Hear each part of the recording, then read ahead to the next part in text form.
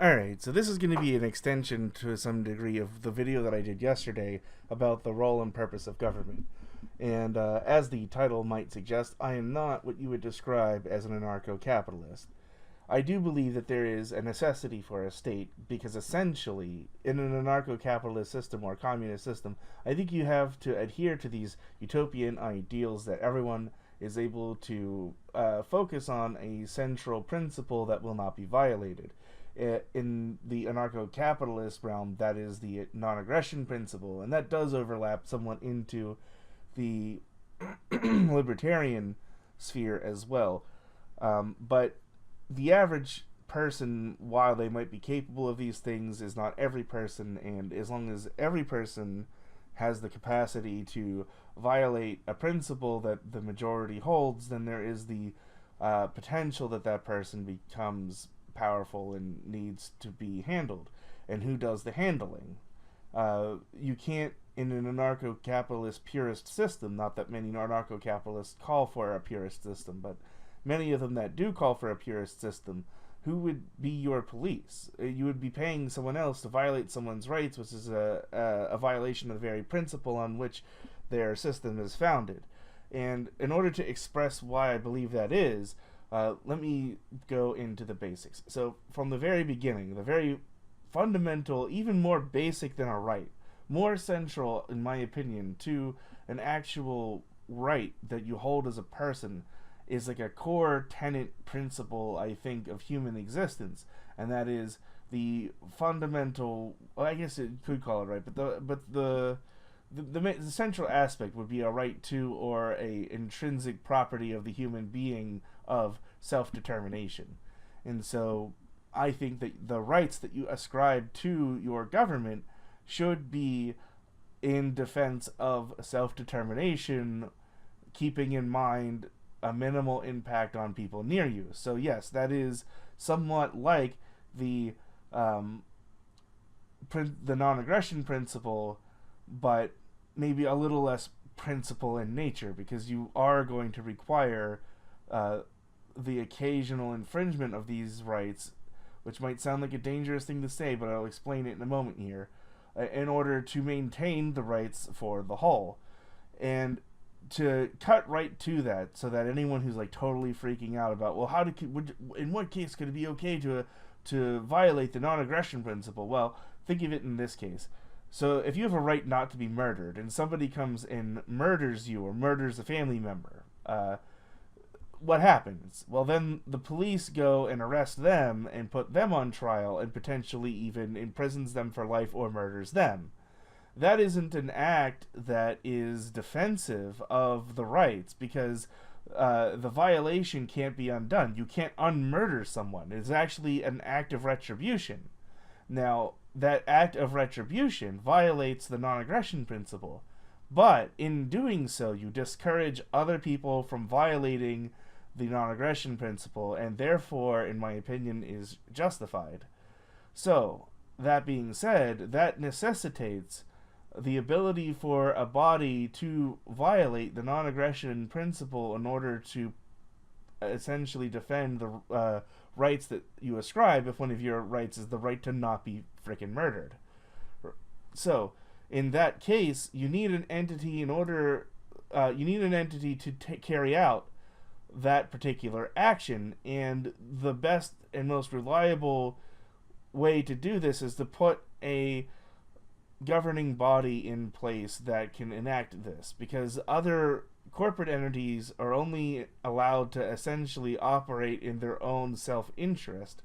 Otherwise, they're not going to be viable if they start handing things out or giving things away. And certainly the protection that you get from the police is essentially a free service. We'll get into taxes a little bit. I mean, taxes are how the government funds itself. But if a company were to go and commit police actions and you aren't going to directly pay them for it, which I don't think you should pay to have your rights defended, then it essentially is a free service, and you can't expect a private entity to go forward and provide this free service unless you're paying into that entity for some reason, or they're doing it out of charity, out of their extra income. And charity is an important thing. Like, charity could take care of a lot of things that taxes currently do, but I don't think that it should be required to take care of everything, because I don't think that necessarily that it will. Part of the reason I think you need a state as part of a functional society is because without a state, essentially whatever the most powerful entity is becomes the state. And so you've seen this in history where the state is the church, because the church is the most powerful entity on which everyone could agree. And then you have theocracy come about out of that. So in a true anarchist capitalist system, whatever property owner or corporate entity that you are in the area of essentially becomes your state, because even if you're living on the border of them, their interests are going to come first. So and if they're powerful enough to essentially do unto you things that you couldn't do back to them, and there's no police force in order to keep them from infringing on your rights, eventually rights will be infringed upon, and there will be nothing that you could do about it. Even if there weren't, if you were in a true anarchist system, the family structure essentially becomes the state at that point. So if you were to go all the way back to like tribal nomadic family structure, the family still becomes the state.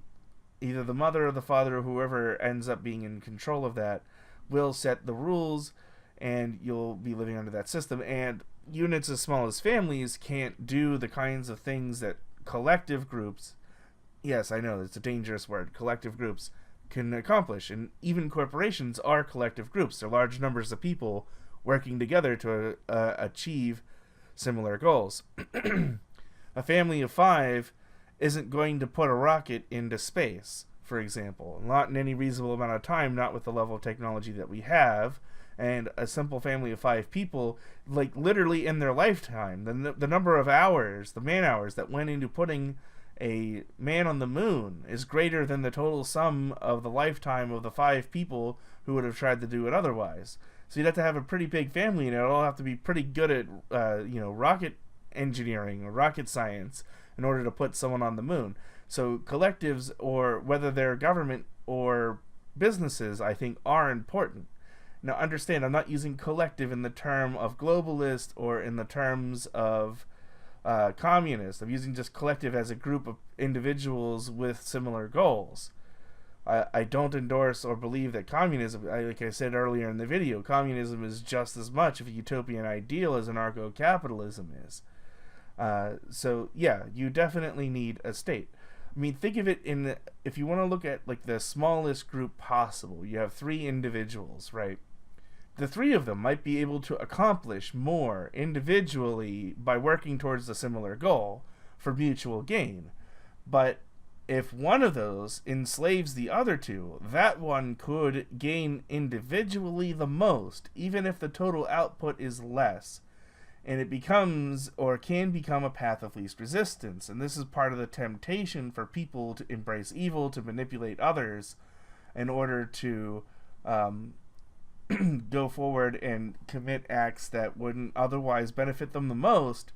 As a society, like the 3 of them, where 2 of them are enslaved, may not accomplish as much as the 3, but it'll make the life of the one who is the most dominant, who is able to enslave the others, it'll make his life or her life better, disproportionately so than if they were all to work as individuals, and it gives them control, and people love control.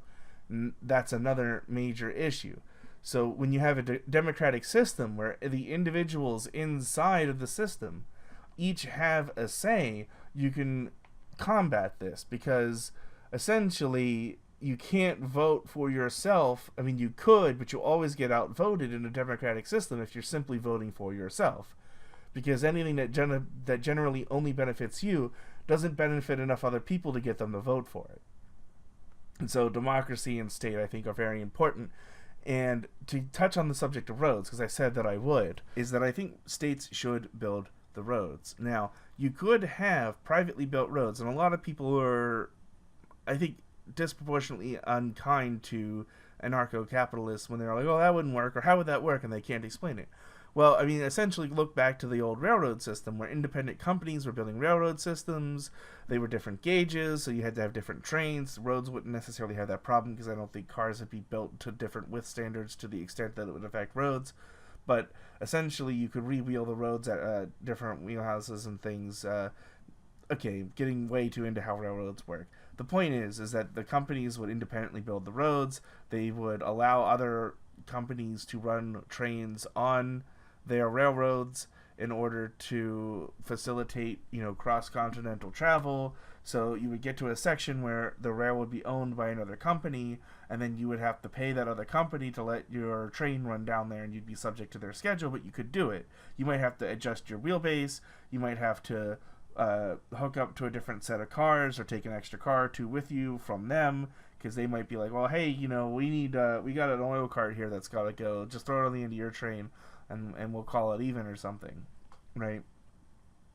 And you could definitely do this with cars, where you could drive, you get to the highway and either it's a toll road or you have a sticker on your car if it's modern technology, that you work for a certain company and they want you to have access to this road, so they pay the neighboring company so that you can get from where your housing is, et cetera, et cetera. So you could definitely have privately built roads. The issue is, of course, though, that this means that the corporations have an avenue of influence over individuals that I think goes beyond the realm of reason, where you could prevent people from going to polling places for voting, and you could prevent candidates from getting to certain residences to get their word out. They could cut off transportation and manipulate the economy in a way that does start to violate people's rights. And we've actually historically seen this when you look back to the steel industry, when they used to pay employees with company money that you could only spend at the company store. And so you ended up living in company housing, learning company money at the company store, and you were essentially enslaved economically entirely to that corporate entity. And so if you have a state and you have a independent currency and you're not allowed to pay people in company money, then you can't have a company store and you can't completely dominate people's lives in this way. And, going further, if the state owns the roads, then you can't exclude people from using those roads. So you can't prevent people from getting out and getting the voting. You can't prevent candidates from going out and speaking to people. You can't prevent the army or the police or the firefighters or the military. I guess the army is the military. My point is that you couldn't impede the movement of people in a way that lets you manipulate the political system. And so, okay, maybe if you're a complete anarcho-capitalist and you don't have a political system, that's acceptable. But I don't think that's acceptable for many of the very reasons I've now stated. Alright, well that seems like a pretty good place to end this video. I know I did a lot of punching towards the anarcho-capitalists in this video, but I actually am very fond of them. I think a lot of the things that they want are fundamentally good for the country, and a big push in that direction would be very, very helpful. I just don't think we should go all the way and abolish the government completely and abolish the military and the police completely and allow corporations to run everything based on property rights.